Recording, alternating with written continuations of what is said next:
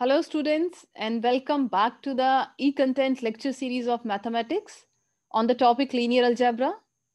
Today, we will discuss the theorem third of Unit 2, that is bases and dimensions.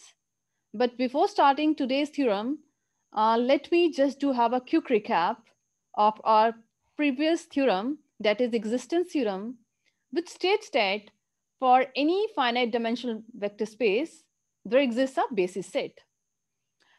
Actually मैंने वहीं पे आपको बताया था कि हमने अपनी थ्योरम को रिस्ट्रिक्ट किया हुआ है for finite dimensional vector space, but अगर आप किसी आर्बिट्ररी वेक्टर स्पेस की भी बात करते हैं तो वहां पे उसका बेसिस सेट मिलता है.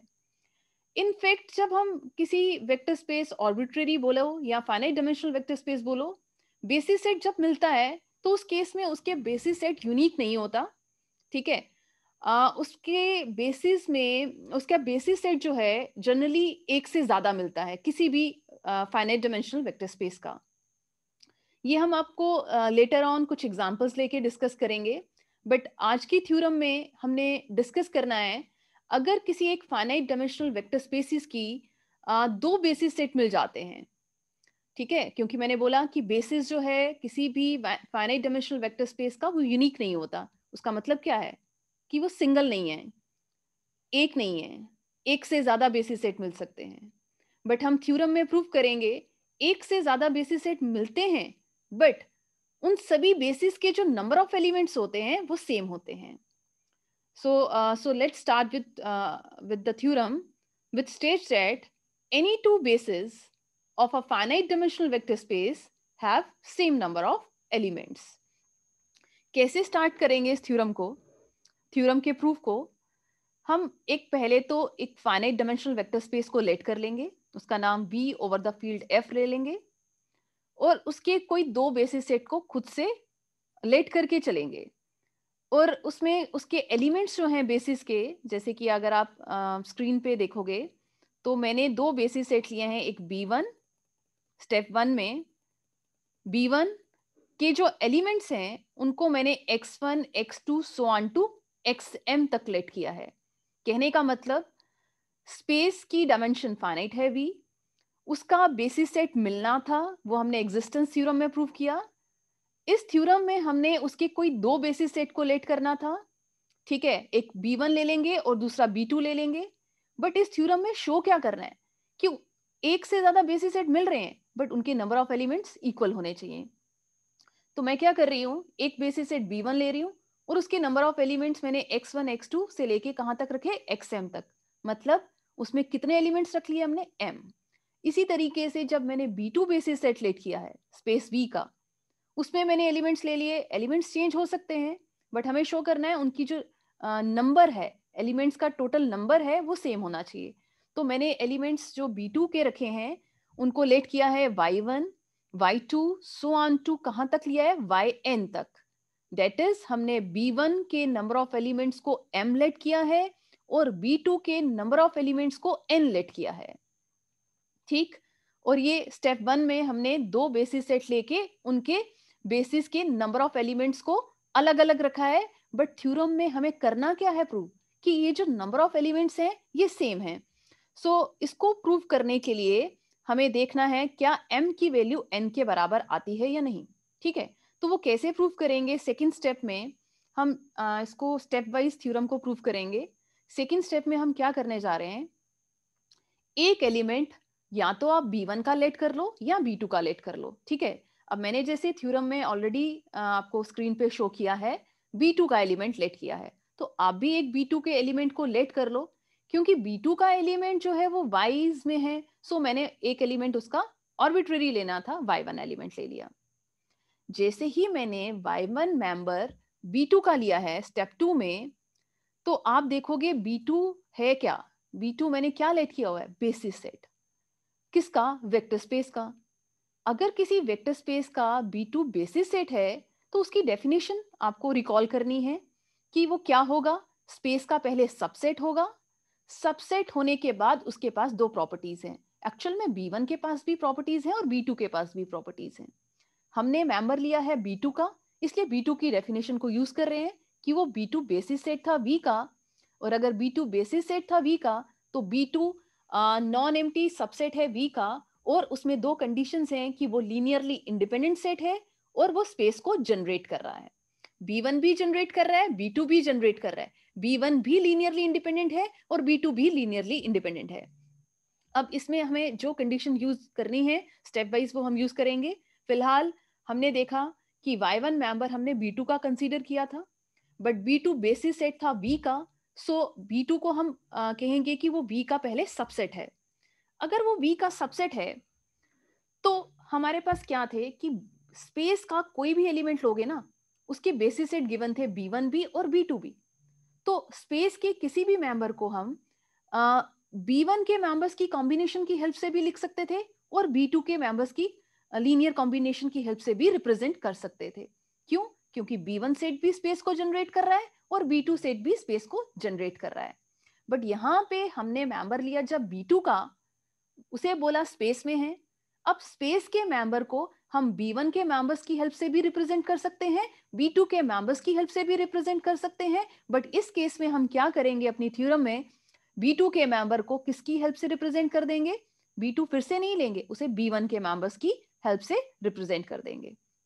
ठीक है, जैसे मैंने लिखा है कि Y1 मेंबर B2 का लिया, B2 सबसेट है V का, स्पेस V का, और स्पेस के मेंबर्स जो है वो B1 की हेल्प से भी रिप्रेजेंट किए जा सकते थे और B2 के मेंबर्स की हेल्प से भी रिप्रेजेंट किए जा सकते थे।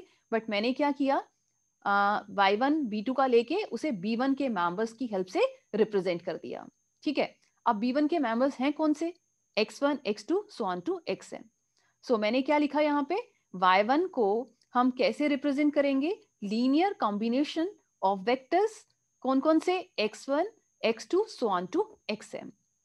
ठीक है, अब क्या है कि हमारे पास पिछले यूनिट में, यूनिट 1 में हमने कुछ थ्योरम्स पढ़ी थी जो कि मैंने स्पेशली बार बार अपनी हर वीडियो में डिस्कस किया कि उन रिजल्ट्स को यूज करके ही हम थ्योरम्स को कंपाइल कर पाएंगे। उसमें मैं आपको रिवाइज करवा देती हूँ कि लीनियरली डिपेंडेंट के हमने कुछ रिजल्ट्स डिस्कस किए थे, जिसका फर्स्ट रिजल्ट था अगर सिंगलटन सेट दिया जाता है और वो सिंगल एंट्री 0 के बराबर है उसमें, तो 0 की इन्वॉल्वमेंट सेट को क्या बनाती है? Linearly dependent. या फिर हमने एक थ्योरम पढ़ी थी, वो भी लीनियरली डिपेंडेंट का रिजल्ट था, कि सेट में अगर n एलिमेंट्स भी होंगे और कहीं पे उसमें एक वैल्यू भी 0 होगी, दैट इज 0 की इन्वॉल्वमेंट होगी अगर सेट में, तो आप बोलते हो कि वो 0 की इन्वॉल्वमेंट की वजह से वो सेट कैसा बन जाता है? Linearly dependent. फिर हमने देखा कि अगर दो वेक्टर्स के सेट को हम कंसीडर करते हैं तो वो सेट कब डिपेंडेंट होता है? जब किसी एक वेक्टर को किसी दूसरे के स्केलर मल्टीपल की हेल्प से रिप्रेजेंट किया जाता है। ठीक है, या फिर आप कह सकते हो अगर किसी एक वेक्टर को किसी दूसरे मेंबर की हेल्प से रिप्रेजेंट किया जा रहा है, स्केलर मल्टीपल की हेल्प से रिप्रेजेंट किया जा रहा है, तो वो दोनों वेक्टर्स मिलके क्या बनते थे? एक सेट बनाते थे जो कि लीनियरली डिपेंडेंट होता था। Very very important result. अगर कोई दो वेक्टर्स का सेट लीनियरली डिपेंडेंट है, वहां पे हम बोलते थे कि वो दो वेक्टर्स कैसे होंगे? कोलिनियर। जिसे हम अगर रिप्रेजेंट करते थे तो हम देखते थे कि किसी एक वेक्टर को दूसरे के स्केलर मल्टीपल की हेल्प से लिखा जा रहा है। इसी तरीके से तीन वेक्टर्स वाले सेट को जब हमने डिस्कस किया, हमने देखा वो तीन वेक्टर्स वाला सेट अगर लीनियरली डिपेंडेंट है तो उसमें क्या होता है? किसी एक वेक्टर को बाकी दो वेक्टर्स के लीनियर कॉम्बिनेशन की हेल्प से रिप्रेजेंट किया जाता है। क्योंकि वहां पे वो result if and only if का था, इसलिए मैं दोनों तरफ से उस रिजल्ट को बोल रही हूँ कि अगर कोई एक वेक्टर को किसी दो वेक्टर्स के लीनियर कॉम्बिनेशन की हेल्प से एक्सप्रेस करते हो तो वो तीनों वेक्टर्स मिलके एक सेट बनाते हैं जो कि लीनियरली डिपेंडेंट होता है। सिमिलरली अगर आप n वेक्टर्स की बात करें, अगर n वेक्टर्स वाला सेट लीनियरली डिपेंडेंट होता है तो उस केस में क्या रहता है कि किसी एक वेक्टर को बाकी n-1 वेक्टर्स की लीनियर कॉम्बिनेशन की हेल्प से एक्सप्रेस किया जाता है। या फिर कह सकते हो कि अगर किसी एक वेक्टर को बाकी n-1 वेक्टर्स की हेल्प से लीनियर कॉम्बिनेशन की हेल्प से एक्सप्रेस किया हो तो वो सभी वेक्टर्स मिलके y1 और वो जो n-1 वेक्टर्स थे वो मिलके एक सेट बनाते हैं टोटल n वेक्टर्स वाला जो कि लीनियरली डिपेंडेंट होता है। मैंने इसको 6 रिजल्ट्स बोले, बट क्योंकि वो result necessary and sufficient condition के थे, एक्चुअल में वो 3 रिजल्ट्स थे। ठीक है, इसी तरीके से हमने एक लास्ट थ्योरम पढ़ी थी लीनियरली डिपेंडेंट के लिए, जिसमें हमने देखा था n वेक्टर्स का सेट है बट वो वेक्टर्स नॉन जीरो हैं और वो सेट लीनियरली डिपेंडेंट कब होता है? सेम वैसा ही है कि लीनियरली डिपेंडेंट है तो किसी एक वेक्टर को बाकी सभी वेक्टर्स की लीनियर कॉम्बिनेशन की हेल्प से रिप्रेजेंट किया जाता है। बट उस केस में हमने देखा था, क्योंकि वो नॉन जीरो वेक्टर्स का सेट लीनियरली डिपेंडेंट था, तो हमने देखा था कि उसमें एक वेक्टर हमें मिल गया था जिसे उसके प्रोसीडिंग वेक्टर्स की लीनियर कॉम्बिनेशन की हेल्प से रिप्रेजेंट किया गया था। ठीक है, तो ये थ्योरम भी हम बार बार यूज करेंगे। और जो मैंने अभी पहले बोला कि अगर कुछ वेक्टर्स वाला सेट डिपेंडेंट होगा तो आप लिख पाओगे कि वहां पे एक वेक्टर मिल रहा होगा जिसे बाकी सभी वेक्टर्स की लीनियर कॉम्बिनेशन की हेल्प से लिखा जाएगा। और इस रिजल्ट में मैंने क्या बोला कि अगर नॉन जीरो वेक्टर्स का सेट लीनियरली डिपेंडेंट है तो आप वहां पे ये थ्योरम भी लगा सकते हो कि वहां पे कोई एक वेक्टर डेफिनेटली मिलेगा जिसे उसके पहले वाले मतलब प्रोसीडिंग वेक्टर्स की लीनियर कॉम्बिनेशन की हेल्प से लिखा जाता है। बट उस थ्योरम में एक रिस्ट्रिक्शन थी कि वो जो प्रोसीडिंग वेक्टर्स की हेल्प से लिखा जाएगा, रिप्रेजेंट किया जाएगा, उसमें वो वेक्टर जो है फर्स्ट वेक्टर नहीं हो सकता। क्यों नहीं हो सकता? क्योंकि फर्स्ट वेक्टर से पहले वाले वेक्टर्स वहां पे नहीं मिलते थे। तो वहां पे वो थ्योरम क्या थी, एन वेक्टर्स वाला सेट अगर लीनियरली डिपेंडेंट है तो उस सिचुएशन में उस फर्स्ट वेक्टर को छोड़ के बाकी कोई भी ऐसा वेक्टर उस सेट में मिल सकता है जिसे उसके प्रोसीडिंग वेक्टर्स की लीनियर कॉम्बिनेशन की हेल्प से रिप्रेजेंट किया जाता है। ठीक है, तो ये पॉइंट वहां पे रिस्ट्रिक्शन जो है वो आपको ध्यान में रखनी है। उसके प्रोसीडिंग वेक्टर्स की हेल्प से लिखा जा रहा है, बट उस केस में वो वेक्टर फर्स्ट वाला आपको नहीं लेना होता। तो अब मैं इस थ्योरम में आ जाऊंगी, जो हम कंटिन्यू करेंगे थ्योरम को। हमारे पास अभी तक क्या था इस थ्योरम में कि हमारे पास एक फाइनाइट डायमेंशनल वेक्टर स्पेस थी और हमने उस केस में दो बेसिस सेट ले लिए थे, क्योंकि मैंने रिमार्क में लिखा था किसी भी फाइनाइट डायमेंशनल वेक्टर स्पेस का बेसिस सेट तो मिलता है बट वो यूनिक नहीं होता, एक से ज्यादा भी हो सकते हैं। तो हमने दो बेसिस सेट लिए B1 और B2। बट हमने इस थ्योरम में प्रूव करना था बेसिस सेट एक से ज्यादा होंगे बट उनके नंबर ऑफ एलिमेंट्स जो है वो सेम रहते हैं। एलिमेंट्स की वैल्यूज डिफरेंट हो सकती हैं बट नंबर ऑफ एलिमेंट्स जो है वो सेम होने चाहिए, ये हमने इस थ्योरम में प्रूव करना था। मैंने क्या किया, दो बेसिस सेट लिए, नंबर ऑफ एलिमेंट्स को चेंज कर दिया। एक में B1 में नंबर ऑफ एलिमेंट्स n रख लिए, m रख लिए सॉरी, और B2 में हमने नंबर ऑफ एलिमेंट्स को n लिया। अब हमारा काम है पूरी थ्योरम में प्रूव करना कि नंबर ऑफ एलिमेंट्स को इक्वल शो करना है। दैट इज हमें बताना है कि m की वैल्यू n के बराबर है। स्टेप 1 में हमने दो बेसिस सेट लेके हमने बता दिया कि हम थ्योरम में क्या प्रूव करने जा रहे हैं, m is equal to n। Step 2 में मैंने क्या किया, B2 का एक मेंबर ले लिया, B2 का एक मेंबर लिया और बोला कि वो B2 V का सबसेट है, क्योंकि वो बेसिस सेट था V का। तो V के मेंबर्स को हम B1 के मेंबर्स की हेल्प से भी रिप्रेजेंट कर सकते थे, B2 के मेंबर्स की हेल्प से भी रिप्रेजेंट कर सकते थे, बट मैंने क्या किया, B2 के मेंबर को B1 के मेंबर्स की लीनियर कॉम्बिनेशन की हेल्प से रिप्रेजेंट कर दिया। फिर हमने थ्योरम लगा दी लास्ट यूनिट की, अगर किसी एक वेक्टर को बाकी वेक्टर्स की हेल्प से रिप्रेजेंट किया जाता है तो उस केस में वो सभी वेक्टर्स मिलके एक सेट बनाएंगे, जो कि वो सेट कैसा रहता है, लीनियरली डिपेंडेंट। ये मैंने अपनी स्क्रीन पे आपको शो किया है। y1 वाले मेंबर को हमने x1 x2 xm मेंबर्स की हेल्प से रिप्रेजेंट किया था, इसलिए वो सब मेंबर्स मिलके एक सेट बना दिया उन्होंने, और वो सेट कैसा रहा, linearly dependent. Non linearly dependent की एक और थ्योरम थी, हम उसको भी यूज करेंगे। अगर ये सेट डिपेंडेंट है तो उस सिचुएशन में क्या होता है कि उसमें एक वेक्टर मिलेगा। ठीक है, कोई एक ऐसा वेक्टर मिलेगा जिसे उसके पहले वाले वेक्टर्स की, दैट इज प्रोसीडिंग वेक्टर्स की लीनियर कॉम्बिनेशन की हेल्प से लिखा जाएगा। अब इनमें से वो कोई भी वेक्टर हो सकता था, बट आपको ध्यान में रखना है कि वो वेक्टर फर्स्ट वाला वेक्टर नहीं हो सकता, क्योंकि उसके प्रोसीडिंग वेक्टर्स नहीं मिलते हैं। दैट इज y1 को छोड़ के इस पूरे सेट का कोई भी एक मेंबर लेट कर लो जिसे आप प्रोसीडिंग वेक्टर की हेल्प से रिप्रेजेंट करोगे।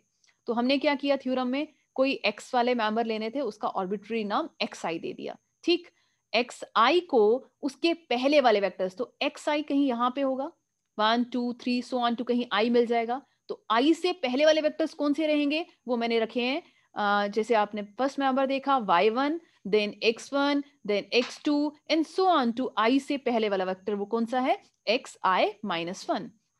नाउ हमने डेफिनेशन यूज कर ली कि अगर वो सेट कैपिटल Y वाला लीनियरली डिपेंडेंट है, सो हमें वहां पे एक वेक्टर मिला जिसे उसके प्रोसीडिंग वेक्टर्स की लीनियर कॉम्बिनेशन की हेल्प से हमने रिप्रेजेंट कर दिया, और उस वेक्टर का नाम कौन सा रखा हमने, xi। सो xi की रिप्रेजेंटेशन हमने दे दी स्टेप 2 में। अब हमारा स्टेप 3 क्या रहेगा थ्योरम का, हम उसमें स्टेप 3 में जिस मेंबर को हमने उसके प्रोसीडिंग वेक्टर्स की लीनियर कॉम्बिनेशन की हेल्प से रिप्रेजेंट किया है, उसे हम अपने गिवन वाले सेट से ओमिट कर देंगे। जो सेट डिपेंडेंट सेट था स्टेप 2 का, उसमें हमारे पास उस मेंबर को ओमिट कर देंगे जिसकी हमने रिप्रेजेंटेशन ऊपर गिवन में दे दी है, ठीक है। और वो वेक्टर कौन सा था, एक्स आई वाला। एक्स आई वाले मेंबर को ओमिट कर दिया सेट से, ठीक है। और वो जो y1 ऐड हुआ था वो पूरा का पूरा सेट हमने ले लिया। उस पूरे सेट का नाम, क्योंकि एक वेक्टर कम हो चुका है एक्स आई वाला, पहले सेट का नाम एस था, इसलिए हमने इस सेट का नाम S1 दे दिया, ठीक।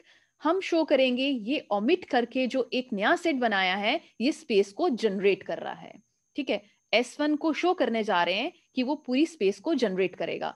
अब कोई भी सेट स्पेस को जनरेट कब करता है, उसके लिए हमें क्या शो करना पड़ेगा कि स्पेस का कोई भी मेंबर लेंगे हम, तो उसे हम S1 के मेंबर्स की लीनियर कॉम्बिनेशन की हेल्प से रिप्रेजेंट कर सकते हैं। जैसे कि मैं आपको अपनी प्रीवियस थ्योरम्स में बता चुकी हूं कि अगर आप कहते हैं कि हमें बताना है कि S1 सेट स्पेस को जनरेट कर रहा है, तो आप उसमें ऐसा भी लिख सकते हो कि लीनियर स्पैन अगर हम S1 का लेते हैं तो वो होल स्पेस के बराबर आता है। क्योंकि वन सेट से जो रिजल्ट रहता है वो ऑब्वियस रहता है कि LS1 जो है ऑब्वियसली V का सबसेट रहता है। उसका रीजन मैं बार बार दे चुकी हूँ। जस्ट हम शो करेंगे कि जो स्पेस है V, वो सबसेट है किसका, LS1 का। दैट इज उसके लिए मुझे क्या शो करना पड़ेगा कि V का कोई भी मेंबर लेते हैं तो वो LS1 में आ जाता है, ठीक है। सो V का कोई भी मेंबर लेना है तो उसके लिए मैं क्या करूंगी, कैसा मेंबर लूंगी, कोई एक पर्टिकुलर मेंबर नहीं डिस्कस करूंगी, ऑर्बिट्ररी मेंबर की बात करेंगे। स्पेस V का कोई ऑर्बिट्ररी मेंबर लिया और उसे मैं बताने जा रही हूं कि हम S1 के मेंबर्स की लीनियर कॉम्बिनेशन की हेल्प से रिप्रेजेंट कर सकते हैं। क्योंकि हमारे पास V के लिए बेसिस सेट ऑलरेडी हमने लेट किया हुआ है B1 और B2। सो B1 की तो बेसिस है अगर, तो उसकी डेफिनेशन ऑलरेडी है कि वो स्पेस को जनरेट कर रहा है। सो उस मेंबर को हम B1 के मेंबर्स की हेल्प से तो रिप्रेजेंट कर ही सकते हैं, B2 की हेल्प से भी कर सकते हैं। तो हमने यहाँ पे उसे B1 के मेंबर्स की हेल्प से रिप्रेजेंट कर दिया है। सो B1 के मेंबर्स जो भी थे हमारे पास से X1 X2 XM, हमने X का उसका जो है रिजल्ट बना दिया कि उसकी वैल्यू किसके बराबर आ गई, β1 x1 plus β2 x2 and so on to βm xm। Actual में यहाँ पे जो स्केलर्स हैं ये ऑर्बिट्ररी स्केलर्स हैं, फील्ड के मेंबर्स हैं। आप चाहो तो उसमें उसको डमी स्केलर्स होते हैं, उसको आप γ1 γ2 γn आपकी चॉइस रहती है, उसको आप लेट कर सकते हो। बट हमारा जो मेन मोटिव है यहाँ पे वो ये शो करना है कि जो स्पेस V का मेंबर हमने X लिया है उसे S1 के मेंबर्स की हेल्प से रिप्रेजेंट कर सकते हैं। हमने हेल्प ली B1 की, आप चाहते तो उसको B2 की हेल्प से भी लिख सकते थे, क्योंकि ऑलरेडी हम स्टेप 1 में B2 का मेंबर ले चुके हैं। इसलिए अब हम पूरी थ्योरम में जब हेल्प लेंगे तो B2 की नहीं लेंगे, B1 की लेंगे। अगर आपने ऊपर मेंबर B1 का लिया होता, रिस्ट्रिक्ट किया होता, तो अब यहाँ पे आगे जो थ्योरम प्रोसीड करनी थी हम B2 के हेल्प से कर लेते। नाउ जस्ट हमने इसको शो कर दिया, आप देख सकते हैं मैंने स्क्रीन पे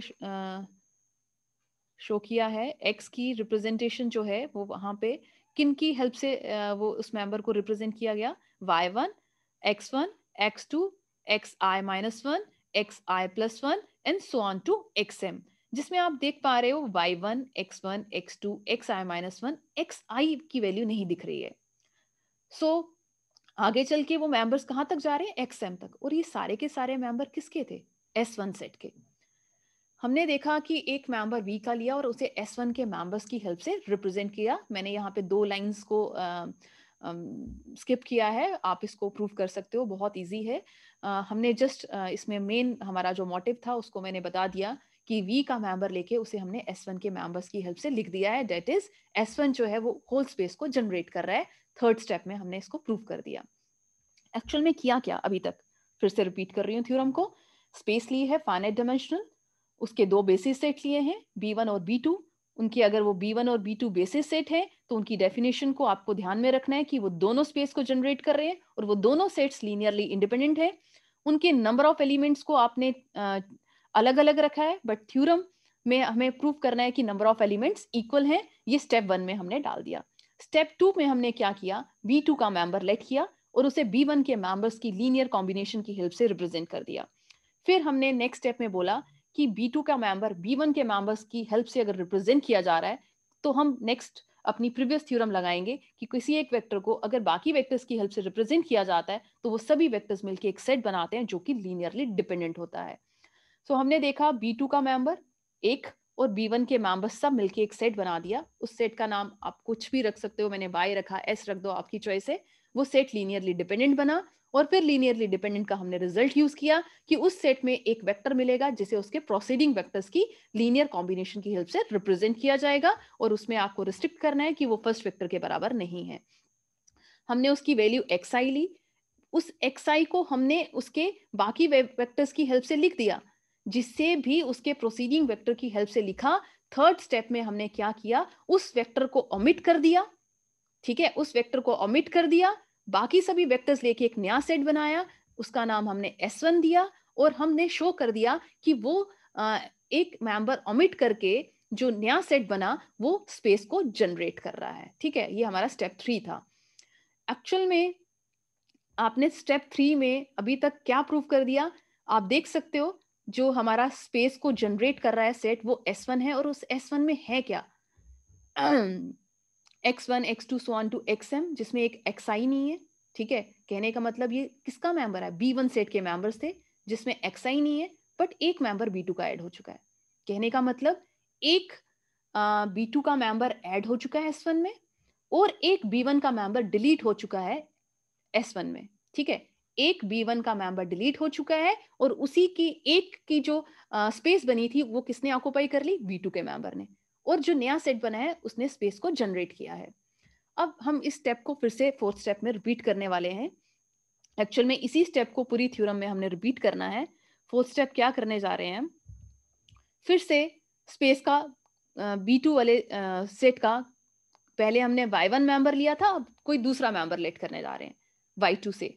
ठीक है, B2 का अब दूसरा कोई मेंबर लेट करेंगे, फिर बोलेंगे कि वो B2 का अगर मेंबर है तो B2 तो बेसिस सेट था V का, सो V का ही मेंबर है।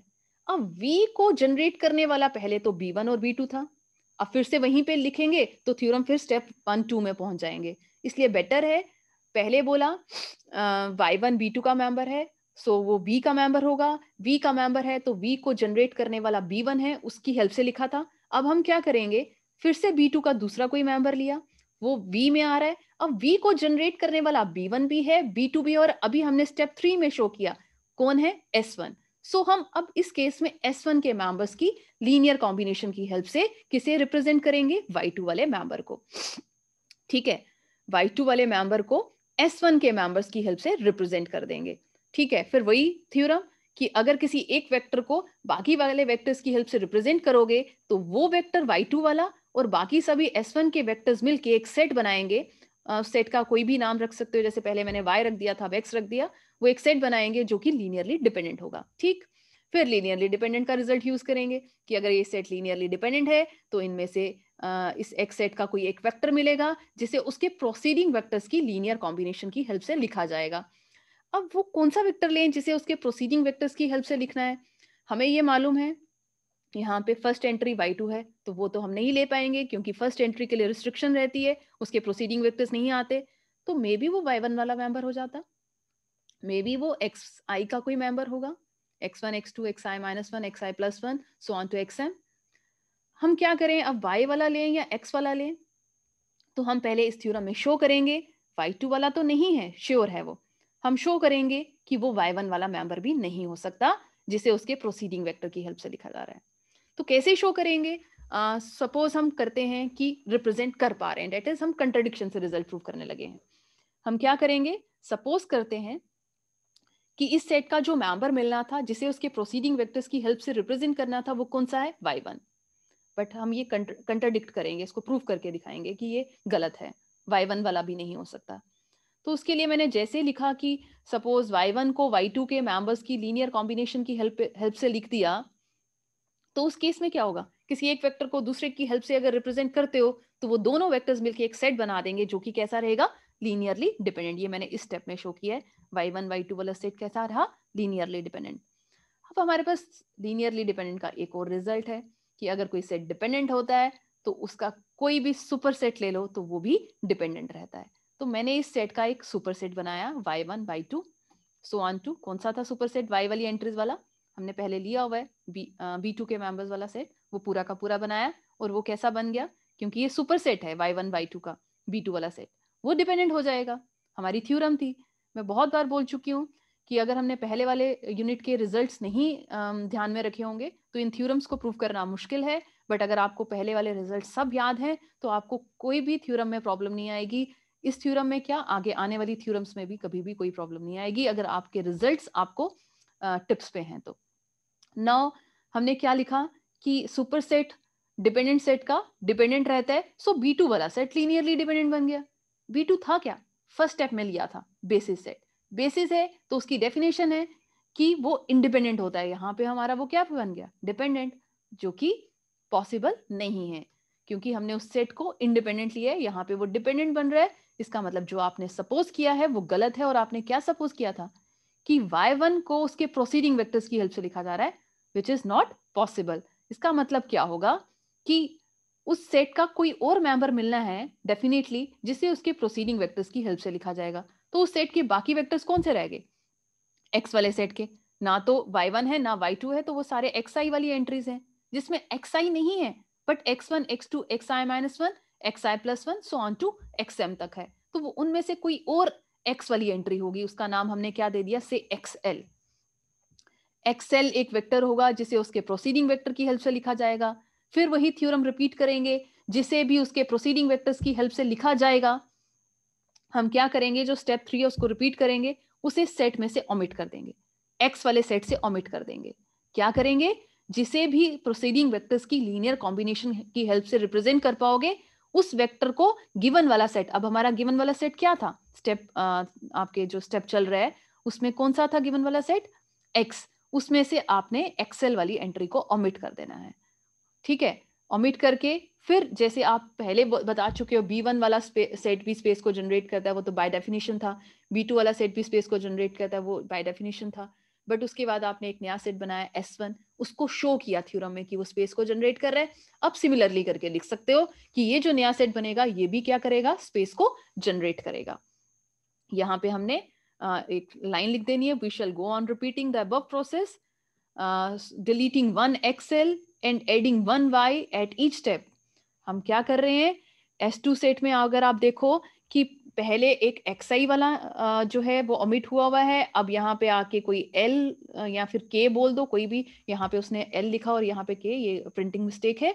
यहाँ पे ये xk एंट्री है, xk को उसने ओमिट किया है, एक xi को ओमिट किया है। कहने का मतलब ये सारे xi's में से 2 xi's ओमिट हुए हैं और यहाँ पे y की 2 एंट्रीज ऐड हुई हैं। ठीक है, और हमने उसको सिमिलरली लिखा है कि वो क्या कर रहा है, S2 वाला सेट स्पेस को जनरेट कर रहा है। पहले S1 वाला सेट स्पेस को जनरेट कर रहा था, अब हमने सिमिलरली लिखा कि क्योंकि वो उसका सबसेट है वो भी स्पेस को जनरेट करेगा। स्पेस को जनरेट कर रहा है, बट साथ साथ में उस सेट को देखें अगर हम, उस सेट में क्या हो रहा है, एक्स वाली एंट्रीज 2 कम हुई और वाई वाली 2 एंट्रीज ऐड हुई और वो स्पेस को जनरेट कर रहा है। S1 में क्या किया था, एक xi वाला जो वेक्टर है वो ओमिट हुआ था और y वाला ऐड हुआ था और वो स्पेस को जनरेट कर रहा था। सिमिलरली हमने लिख दिया कि यहाँ पे S2 वाला सेट जो है वो स्पेस को जनरेट कर रहा है। आपका ये 4th स्टेप था। अब 5th स्टेप में हम देखेंगे कि क्या हो क्या रहा है हर स्टेज में। फिर से रिपीट कर सकते हैं, एक xi और ओमिट हो जाएगा, 3 xi ओमिट हो जाएंगे, 3 yi ऐड हो जाएंगे, 4 xi ओमिट हो जाएंगे, 4 yi ऐड हो जाएंगे और जो नया सेट बनेगा वो स्पेस को जनरेट करता जाएगा। अल्टीमेटली ऐसा तो नहीं है कि स्टेप खत्म ही ना हो, क्योंकि हमारे एलिमेंट्स जो हैं वो फाइनाइट हैं। Finite number of times repeat करने के बाद कहीं ना कहीं क्या होगा, एक्साइज वाले ओमिट होते जाएंगे, खाली वाईआईज वाले आ जाएंगे। कितने एक्साइज ओमिट होंगे, कितने वाईआईज ऐड होंगे, वो हम स्टेप 5th में डिस्कस करेंगे। हमें एक्चुअल में थ्योरम में प्रूव करना है कि m is equal to n। उसके लिए हम कैसे प्रूव करने जा रहे हैं ये 5th स्टेप में हम बताएंगे। m is equal to n बताने के लिए हम बताएंगे ना तो m की वैल्यू n से छोटी है ना n की वैल्यू m से छोटी है, ना m n से छोटा है ना n m से छोटा है। सो दैट इज, इसका मतलब क्या है, दोनों एक दूसरे के बराबर हैं। दोनों में से कोई एक दूसरे से छोटा नहीं है, दैट इज वो दोनों इक्वल हैं। इस तरीके से स्टेप 5th में हम थ्योरम को प्रूव करेंगे।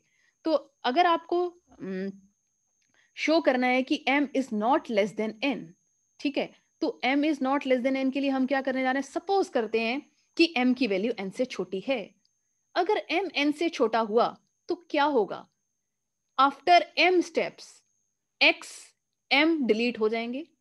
आफ्टर m स्टेप x कितने डिलीट हो जाएंगे, m, और उतने y m's ऐड हो जाएंगे और एक नया सेट बनेगा mth स्टेज में, से नाम उसका दे देंगे sm, और वो स्पेस को क्या करेगा, जनरेट करेगा।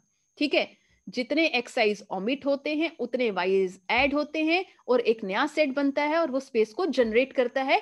हमने mth स्टेज में क्या किया, सपोज किया कि हमारे mth स्टेज में आफ्टर m स्टेप क्या हो जाएगा, x m डिलीट हो जाएंगे, तो हमारे पास x वाली एंट्रीज थी ही फर्स्ट स्टेप में कितनी, m, वो सारे एक्साइज ओमिट हो गए, y उतने m ऐड हो गए और sm एक सेट बनाया, उसको आप डायरेक्टली लिखोगे कि वो स्पेस को क्या कर रहा है, जनरेट कर रहा है। अब कैसे शो करें कि m is not less than n, ठीक है, कंट्राडिक्शन लानी है, तो उसके लिए हमने देखा कि अगर ये स्पेस को जनरेट कर रहा है sm वाला सेट, तो स्पेस का हर मेंबर sm के मेंबर्स की लीनियर कॉम्बिनेशन की हेल्प से रिप्रेजेंट किया जाएगा। स्पेस का कोई भी मेंबर sm के मेंबर्स की हेल्प से रिप्रेजेंट करना है, तो स्पेस का कोई एक आर्बिट्रेरी मेंबर मैंने लेट कर लिया, से ym+1, आप चाहो तो ym+2 भी ले सकते हो, क्योंकि एसएम के बाकी मेंबर्स ही ले लोगे, उन्हीं में से ले लोगे तो वो गलत हो जाएगा। हमें थ्योरम को प्रूव करना है, हमें स्पेस का कोई आर्बिट्रेरी मेंबर लेना था, मैंने इन एम को छोड़ के कोई दूसरा वाई वाला मेंबर ले लिया, क्योंकि एक्स आई वाले सारे डिलीट हो चुके हैं, हमें नहीं मालूम कि वाई वाले कितने हैं। ठीक है, हमने उधर वहां पे n रखा है, वो n की वैल्यू मालूम नहीं m से छोटी है या m बड़ी है, वही हम इस थ्योरम में प्रूव कर रहे हैं फिफ्थ स्टेप में। ठीक है, तो मैंने क्या किया, m+1 मेंबर ले लिया और उसे बोला कि क्योंकि ये स्पेस का मेंबर है और sm उस स्पेस को जनरेट कर रहा है, तो उस m+1 मेंबर को हम sm के मेंबर्स की लीनियर कॉम्बिनेशन की हेल्प से लिखेंगे, फिर से थ्योरम रिपीट कर देंगे, जिसे बाकी वेक्टर्स की हेल्प से लिखा जाता है। वो सभी वेक्टर्स मिलके एक सेट बनाएंगे जो कि कैसा रहेगा, लीनियरली डिपेंडेंट। सो m तक तो मेंबर्स थे, अब m+1 वाला मेंबर मिला और सेट में कैसा बन गया, लीनियरली डिपेंडेंट। अब अगर ये लीनियरली डिपेंडेंट है, फिर से वही डेफिनेशन, सुपर सेट बना देंगे इसका।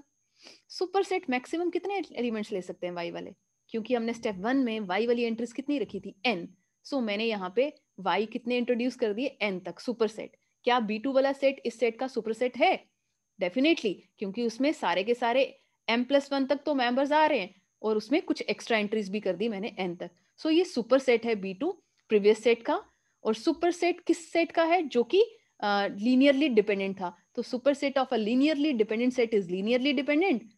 और इसका नाम मैंने b2 क्यों दिया, क्योंकि इसमें b2 सेट की सारी एंट्रीज आ चुकी हैं जो कि हमने फर्स्ट स्टेप में लिया था b2 सेट, तो ये डिपेंडेंट सेट बन गया। बट b2 सेट तो बेसिस सेट था, बेसिस था तो लीनियरली इंडिपेंडेंट था, और अगर लीनियरली इंडिपेंडेंट था तो यहाँ पे लीनियरली डिपेंडेंट कैसे हो सकता है, ये तो पॉसिबल नहीं है। मीन्स कि जो हमने फर्स्ट स्टेप में कंसीडर किया है, सपोज किया है, वो पॉसिबल नहीं है। क्या सपोज किया था कि m जो नंबर ऑफ एलिमेंट्स हैं किसके, b1 वाले सेट के, वो कम है नंबर ऑफ एलिमेंट्स किससे, b2 वाले सेट से, वो पॉसिबल नहीं है। Therefore, m is not strictly less than n. ये हमने फिफ्थ स्टेप में प्रूव कर दिया। ठीक है, सो इसी तरीके से पूरी थ्योरम को हम रिपीट करेंगे, कैसे कि n की वैल्यू m से छोटी नहीं हो सकती। उसके लिए आपको यहाँ पे सिमिलरली शो करना है, बट पूरी थ्योरम को रिपीट करना पड़ता है। ठीक है, तो अगर हम सिमिलरली लिख देंगे m is not less than n and n is not less than m, this proves that here m is equal to n। यही तो हमें अपनी थ्योरम में प्रूव करना था कि number of elements of B1 set and number of elements of B2 set, that is number of elements of any two bases of a finite dimensional vector space are always same. So this proves your theorem and hence the result. Thank you so much. God bless you all.